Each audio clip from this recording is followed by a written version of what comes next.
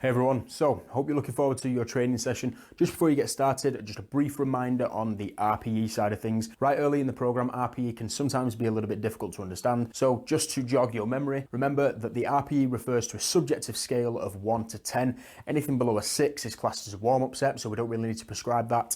The number that is in the RPE refers to how many reps you have left in the movement. This is actually included in your ultimate guide to the RPE. Remember, that's in the coaching items section. You'll see it on the screen next to me here.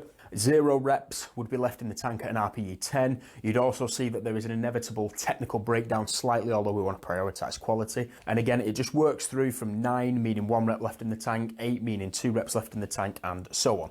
Give you a couple of examples. 3 sets of 12 at an RPE 7 means that you would need to find a weight where your max would be 15 reps, okay? RPE 7, 10 minus 7 is 3. Obviously add that on to how many reps you're actually doing. 15 reps would be your maximum. 3 sets of 8 at an RPE 9, again, your max would be 9 reps. 4 sets of 2 at an RPE 10, the weight should be a maximum at 2 reps. Rules and recommendations, just to jog your memory again, be honest, okay? If it was an RPE 10, it was an RPE 10. If you didn't hit the desired number of reps, it was an RPE 10. If you didn't break a sweat, it wasn't really a difficult intensity. Preserve the quality, build momentum. We're programming exertion, not weight, okay? So the weight can be different, although we do want to try and build momentum.